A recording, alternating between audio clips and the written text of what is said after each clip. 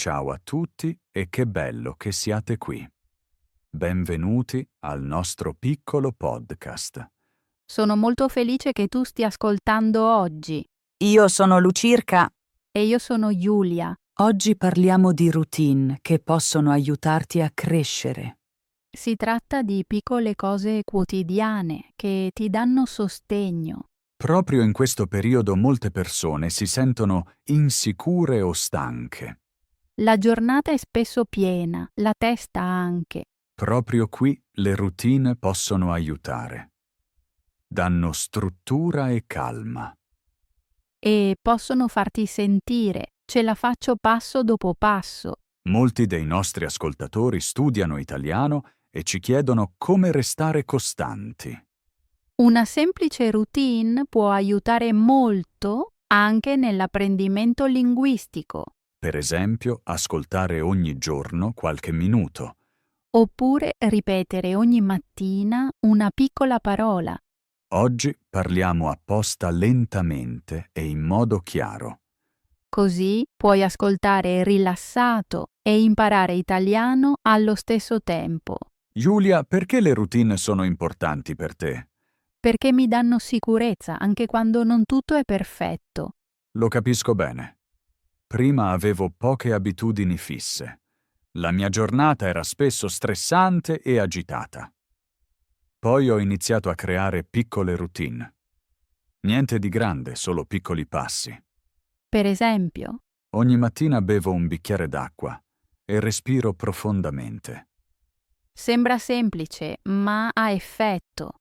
Sì, mi aiuta a iniziare la giornata con calma. Per me è la sera. Metto via il telefono e leggo qualche pagina. È una bella conclusione della giornata. Esatto, il mio corpo capisce allora. Ora può rallentare. Questo mostra quanto possano essere importanti le piccole routine. Non ci rendono perfetti, ma ci fanno progredire. E la cosa migliore è: ognuno può iniziare oggi. Senza soldi, senza pressione, Oggi vogliamo incoraggiarti a trovare le tue routine. qualcosa che si adatti alla tua vita. Forse è una mattina tranquilla. Oppure un momento consapevole di sera. Scrivici volentieri ciò che ti fa stare bene.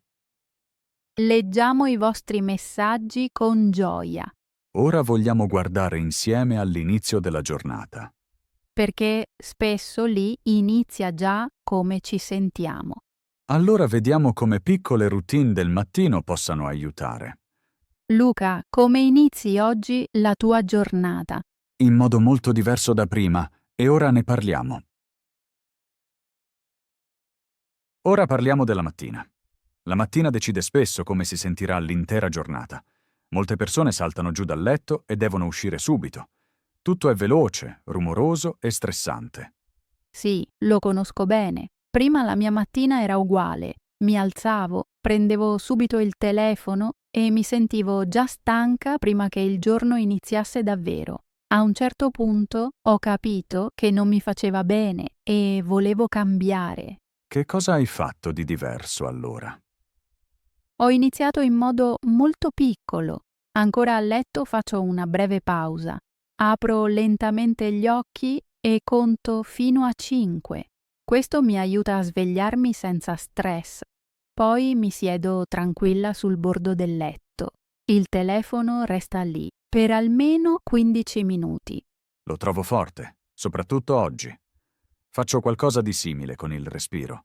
Inspiro a fondo e penso 1, espiro e penso 2, e conto fino a 10. Ci vuole solo un minuto, ma il corpo si calma. I nostri ascoltatori possono provarlo facilmente. Non serve nulla, solo attenzione. Poi bevo acqua calda con limone e scrivo 3 frasi brevi. Niente grandi pensieri, solo piccole cose come non vedo l'ora di un caffè. È come una piccola lista di gratitudine. Per me è il momento finestra.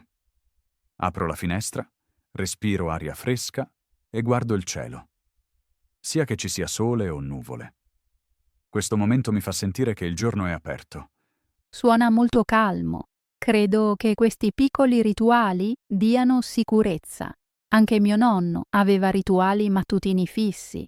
Ogni mattina preparava la colazione allo stesso modo. Era semplice, ma gli dava pace. Questo è proprio il punto. Le routine non devono essere grandi. Al mattino scelgo solo 2 cose: aprire la finestra e bere acqua. Nient'altro. Se ci riesco la mattina è già buona. Forse dimentichiamo spesso di vedere questi piccoli successi. Facciamo qualcosa bene, ma passiamo subito oltre. Potremmo invece dire per un attimo, ben fatto. Esatto. Cari ascoltatori, provatelo domani. Fatevi un complimento, anche per le piccole cose. Fa la differenza. Scriveteci volentieri se ha cambiato la vostra mattina. Infine, ancora una cosa. La colazione. Di solito mangio qualcosa di semplice e non guardo il telefono. Sono semplicemente presente. Per me è simile. Per me è importante che la mattina resti calma, meno compiti, meno pressione. Ed è proprio questo che vogliamo trasmettere oggi. Svegliarsi piano, fare piccoli rituali ed essere gentili con se stessi. È fattibile. Ognuno può iniziare già domani. Assolutamente. Molte persone hanno routine semplici che le aiutano nella vita quotidiana. Parlando con amici e colleghi sento spesso cose simili, anche se le abitudini sono diverse. Sì, per esempio la mia vicina Chiara. Ogni giorno alle 3 fa una pausa e si prepara un tè. Questo momento è solo per lei. Nessuno deve disturbarla e proprio questo le dà calma. Il mio collega Marco mi dice spesso quanto sia importante la sua pausa pranzo fissa. Dice che senza quella pausa la giornata sembra molto lunga. Con la pausa arriva nuova energia.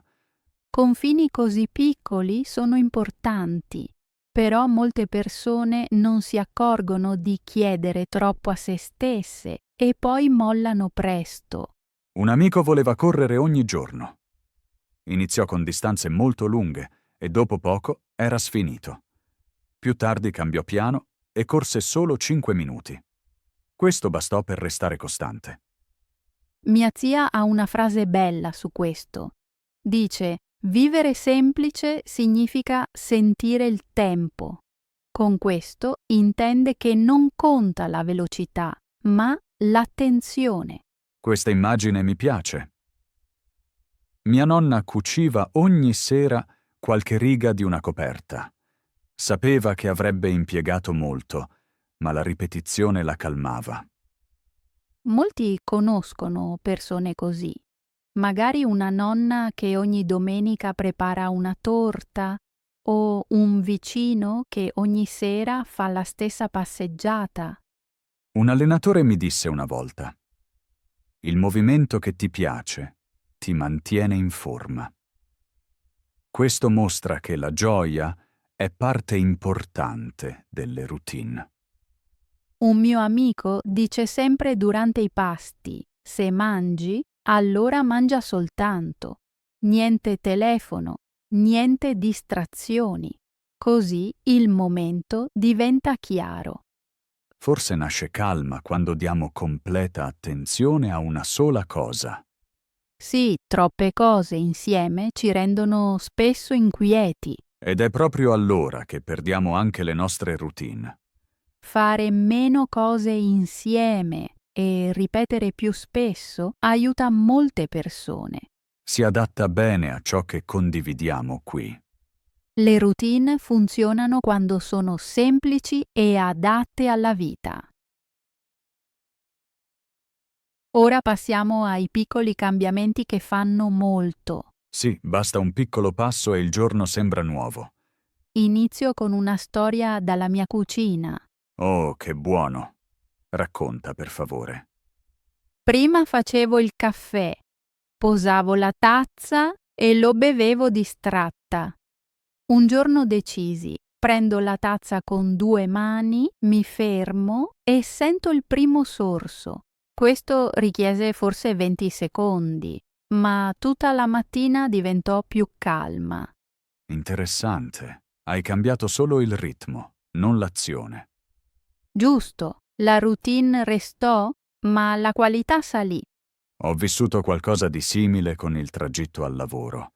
Racconta com'era prima il percorso. Correvo verso il treno, ascoltavo musica alta, guardavo il telefono. Poi lessi una frase. Cammina piano se hai fretta. Sembra paradossale, vero? Tanto. Partii un isolato prima, misi via il telefono e ascoltai solo i rumori della città. Alla stazione non ero più tardi, ma molto più calmo. Questo mostra che la percezione del tempo e il tempo reale spesso differiscono. Sì, orologio interno contro mondo esterno. I nostri ascoltatori forse chiedono come trovare un tale cambiamento. Buona domanda. Propongo. Osserva un momento stressante e gira una vite piccola. Per esempio, abbassa il volume, rallenta il passo o alza lo sguardo. Esatto. Dimmi, avevi anche routine che hai lasciato?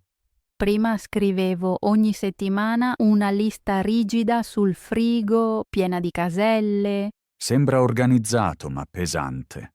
A un certo punto capii che la lista mi accusava, non motivava, quindi la cancellai.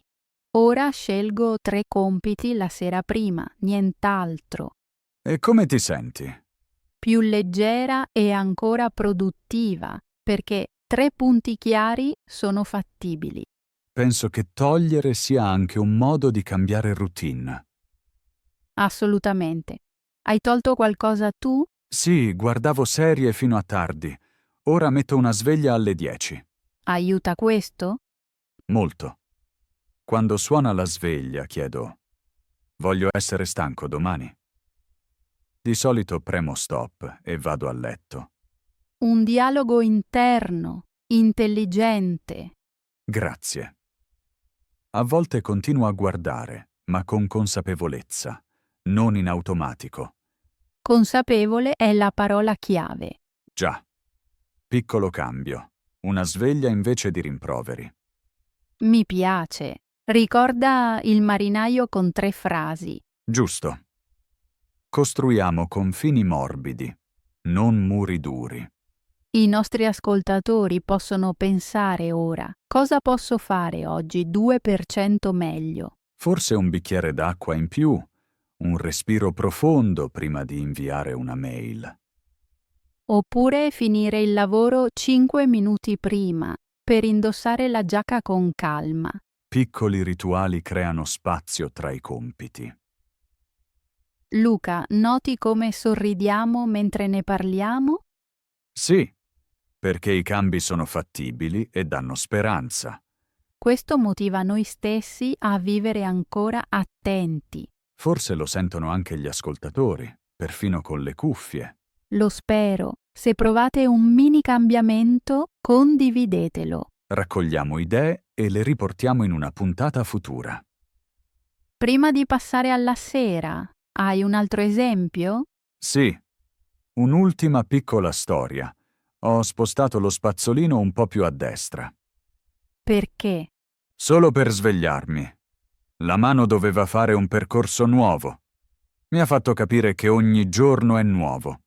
Anche in bagno può nascere curiosità. Esatto. Il cambiamento non deve essere grande, solo percepibile. Con questo chiudiamo il capitolo dei piccoli cambiamenti. Sono curioso di quali esempi troveranno i nostri ascoltatori. Ora passiamo alla sera, Lucirca. La sera decide spesso quanto bene dormiamo. Giusto. Com'è di solito la tua fine giornata? Verso le 9 abbasso le luci e metto musica piano. Che musica ascolti allora? Di solito jazz tranquillo o strumentale senza parole. Io accendo spesso una piccola lampada e leggo 10 pagine. Leggere aiuta a staccare la mente dagli schermi. Esatto. Dopo scrivo 2 pensieri brevi in un quaderno. Cosa scrivi? Qualcosa di bello del giorno e una cosa che lascerò domani. Suona liberatorio. Sì, il letto sembra più leggero dopo. Io faccio un piccolo stretching per schiena e collo. Quanto dura l'allungamento? Solo 3 minuti, ma salvano il mio sonno. Molti pensano che la routine serale debba essere lunga.